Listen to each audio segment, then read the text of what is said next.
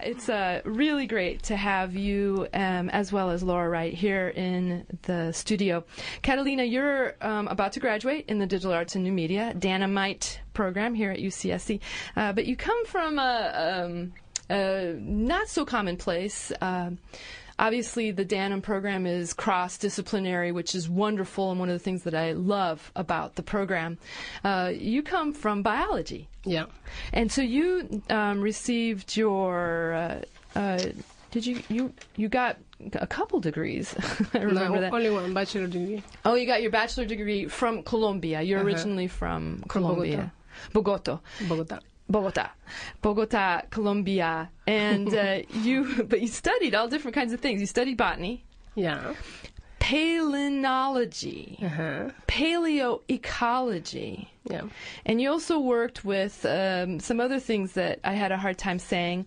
Let's see. How do you say the one with the pollen? What's the name? Melissopalynology. Yeah. Melissopalynology. And you also worked in, would you say paleobotany is kind of more of a blanket, is that it, for past botany? Yeah, it's past botany. Plants in the past, basically. And paleoecology is the same, but it's more like about ecosystems. Right, so it's not just one plant, but it's about the whole system of plants that were in this time period 10,000 years ago? Yeah, or 100,000. Or 100,000 Or a million of years ago. Yeah. And so how old is the Earth is what? The Earth or the art? The Earth. The art. The art is very interesting. You are bringing in your biology and now doing your digital arts and new media artistry to plant the seeds of consciousness, I believe is how you like to say it, of how to help Mother Earth, the world. It's like embossing the Mother Earth using video and photography and projections, maybe to envision. The Verde Obscura, for example, is a piece where you will imagine or envision this space in the past, the building in present, and how could be the future if we create like balance with plants, native California plants is the proposal. Nice. And so you'll be projecting onto the dark building during the MFA Exhibition Ground Control, which is getting to be a better and better name the more I get to meet all of you. It really does work for your work so far, the people that I've met. And if you missed any of them, you can go to artistonart.com and see the videos and podcasts of your past cohort that have been on so far. We only have one more week. I think it's a small group. It's 8 people this year. Yeah. And so, Catalina, you've had a really interesting ability to work with some of the most, what's the term, well-known and respected artists in environmental ecological activism. That's Newton and Helen Harrison, who are here, and they led your project group, which was Sierra Nevada, an adaptation. How was that for you? Because they needed a paleobotanist. Yeah. I remember. And you just happened to come in. Timing was so perfect. Yeah, it was, for me, I consider myself like lucky because I found first this program where I can apply like biologist. Where I can combine now new media and what I like is photography and video and animation too in the future. But I found Harrison's leading this group in the Sierras, and I was totally impressed when I found in the website in DANM that these guys are directing this group. It is about the history of one place in the Sierra Nevada, and it's to recreate or to understand how was this place before in order to help the watershed in the future, thinking in global warming. And it was amazing for me because I have been working on that for 10 years, 15 years. In Colombia? In Colombia. In Bogota? Yeah, in Bogota. And also I did an internship in Amsterdam University, because Amsterdam University and Universidad Nacional de Colombia, where I studied and worked for many years, are very connected.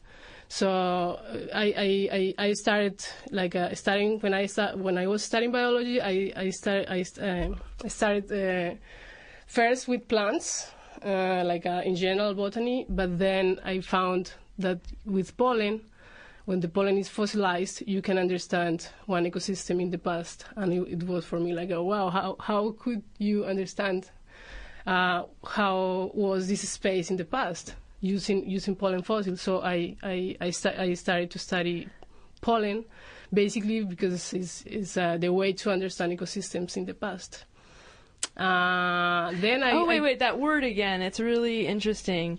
Palynology. Yeah, pollenology. Yeah, palynology is the science that study pollen. The taxonomy. So yeah, the taxonomy, you're exactly. Observing and figuring out which one it is, and then that helps you do the paleoecology, because then you can reconstruct what that ecosystem involved through the pollen. Yeah, you connect the pollen with the mother plant in the past. Right. But it's like you have a big collection like this one, the music, but it's about slides that contain pollen. So when you go to the lakes and take out the sediments, you can recover the pollen from the surface of the sediments to the bottom. So you have the history in this line. So the surface is presently, but the bottom is the past. And then you use also carbon-14 to understand or to figure out what was the age of this space, and then you connect that with the pollen that you find in one special deep or profundity. And then you connect that pollen grains with the collection. You compare. And then you know that this pollen is coming from this plant, this pollen is coming from the other one, and then you create like a groups that represent ecosystems. So, for example, in the Andes, you have many different ecosystems, from the top to the mountains to the valleys to down, and these ecosystems change in layers. It's the same like in Sierra Nevada. It's exactly the same here. The reason it changes is because the ecosystems are reacting to different environmental conditions yeah, such as temperature, humidity, moisture, right?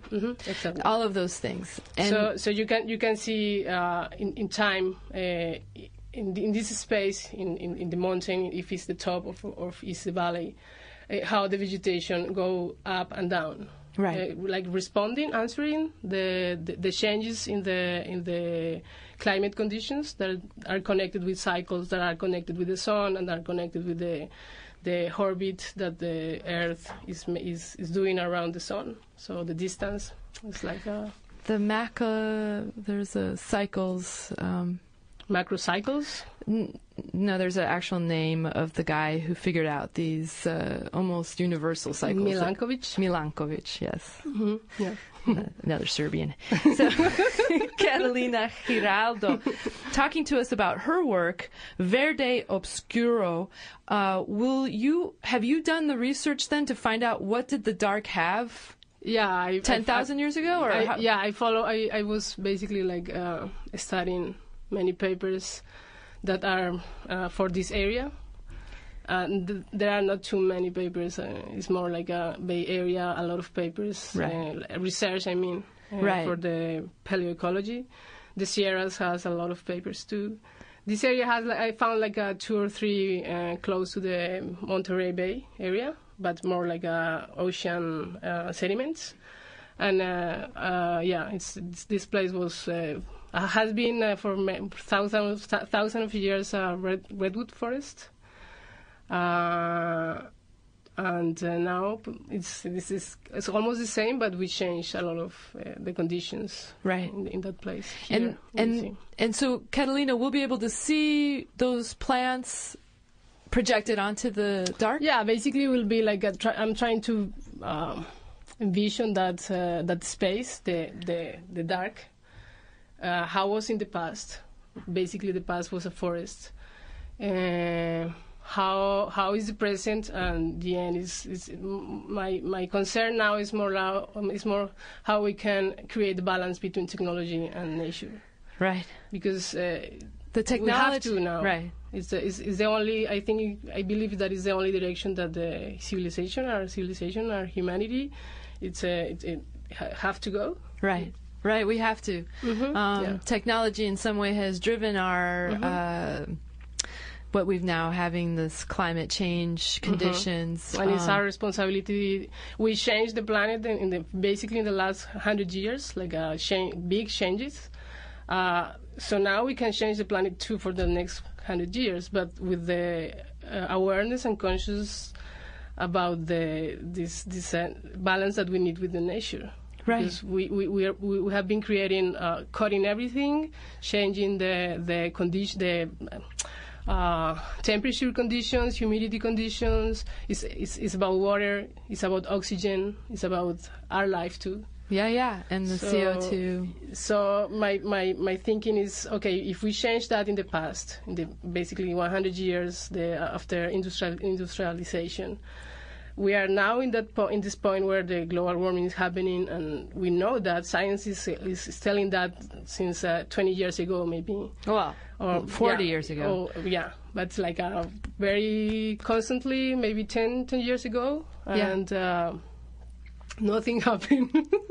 So we are now at the point where we can envision the future, the next 100 years, with the knowledge we know from science. And my point is how we can communicate that for everybody, and everybody can understand what is happening. Right. So I consider that art is the best way to say that, because it's touching another part of your mind and heart, and science is only mind. It's like explaining to you what is going on. But art is more magic in some way. Yeah. So let's just talk for a second, if you don't mind, Catalina Giraldo, about your work with the Sierra Nevada and adaptation. What was happening basically is your group worked on a part of the Sierra Nevadas that you were studying, a small acre, the Seychen. It's a UC reserve. That is it's a large piece of land. Led by UC Berkeley. Right. And so UC Berkeley has this land. They're allowing the Harrisons to do their work. They're a part of the center, the force majeure, the study of the force majeure. And so one of the things that you were doing as the paleobotanist was they were able to get core samples. Is that right, from one of the lakes up there? First, I'm gathering the available information for this area. And then we have to figure out how to make where we have to make the holes. The holes to get to the depth. Yeah. And are you still looking at the Eemian? Eemian is very interesting because it was the last one. What's the Eemian? It's a geologic term. A time period of 114. It was the last interglacial. Now we are living the current interglacial. Since 10,000 years ago. And between 10,000 years ago and 120,000 years ago was the glacial, with many different kind of periods inside, but basically glacial. So the temperature was like 6 or 8 centigrades down in comparison with the Holocene, that is 10,000 years ago to now. And the Eemian is a period that is very similar, but it happened in 120,000 years ago. Right, I remember 114,000 for some reason, but whatever, a long time ago. And it had a raise in the temperature and the CO2 levels that jump very similarly to the jump that we're having right now, that we're experiencing. Yeah. So the idea is, if we go back and find out what was the botanical, ecological system during the Eemian geologic time period, that may indicate what species that are similar, that are living today, can survive as our temperatures raise. Exactly. That's so it. There's this, what do you call it, a palette of plants that's being generated through research to bring together and see how that works. Yeah. Basically, it's like a look in the past. How was the past, and that period specifically, because it was the last interglacial. How was the end of this period? What kind of plants grew up there, and compare with the plants now. Right. But local plants, I mean, like for the this native, area. right. Yeah, native plants. Right. So you were talking about earlier about in the Andes when the plants go up the mountain or go down the mountain as the temperatures rise and fall. There's a point where if the temperatures keep going, the plants go off the mountain. They have only up to go, which means they go extinct. Yeah, some extinct. But some other could change. That is named speciation. Speciation. So many species are answering to the conditions, so they know they have to change, like us, but they change. So it's like one plant could be or become to be another species, but it's coming from the same origin. But it happens when the conditions are really hard, so they have to answer to survive, basically. And sometimes it's just using the genetic information that is like hide it and putting this information out and creating a new species who is able to answer to the new conditions. It's fascinating. Yeah. Paleobotany. So the interglacial was very, very important because it created a lot of speciation too. Right. For maybe 80,000 years. Now, tell us how, you said that you explained to us how the pollen was used. But then the bee pollen, this, I love this word, pollinology.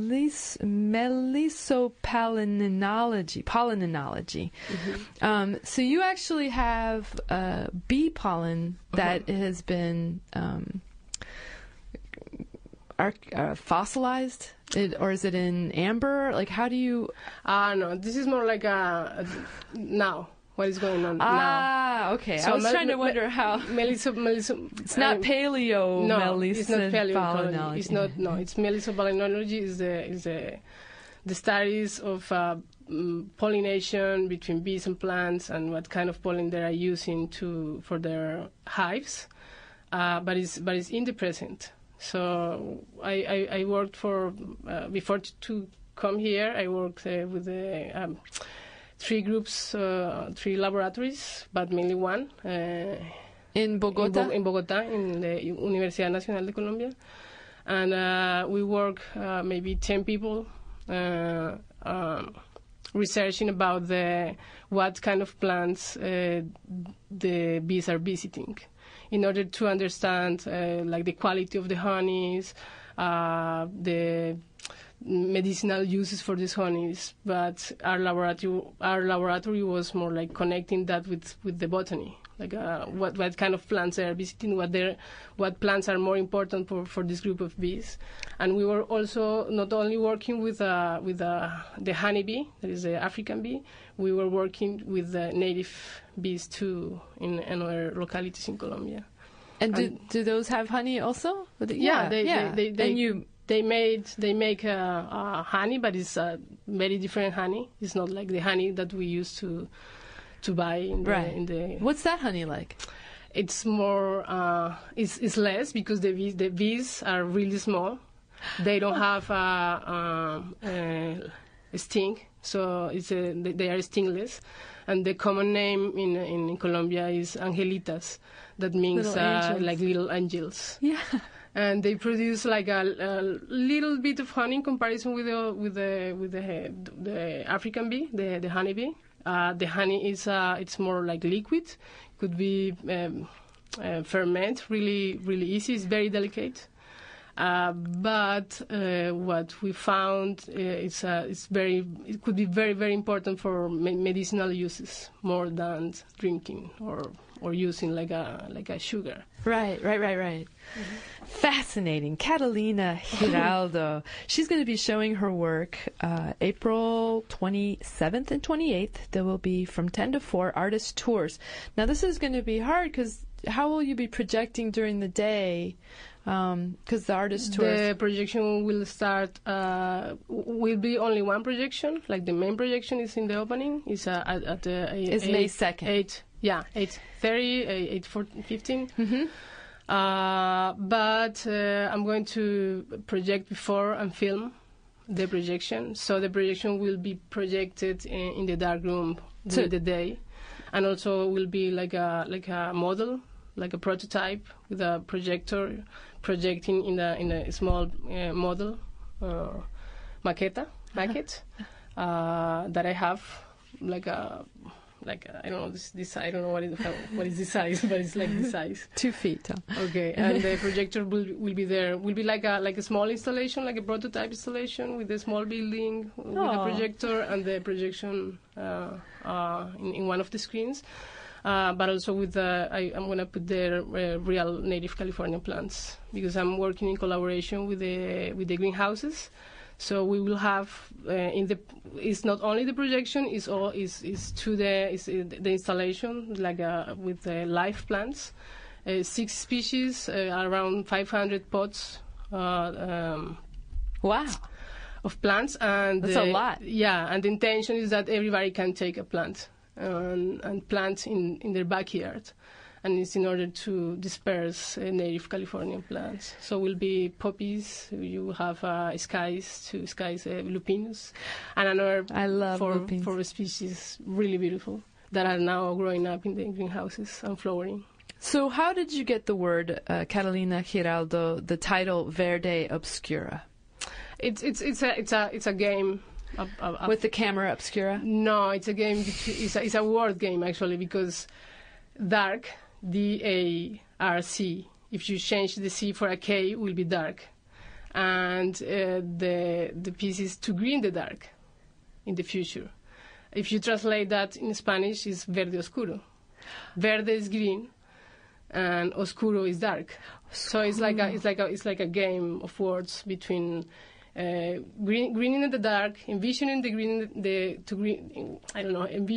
envision to green the dark in the future. But if you use green dark and translate in Spanish, it's Verde Oscuro. So I like to work with the name of my pieces or artistic pieces here in this master are in Spanish. The name. The first one was a collaboration with Holly Finlater, and it was Lluvia de pollen rain. The second one was Lluvia de semillas, like a seeds rain, and now it's Verde Oscuro.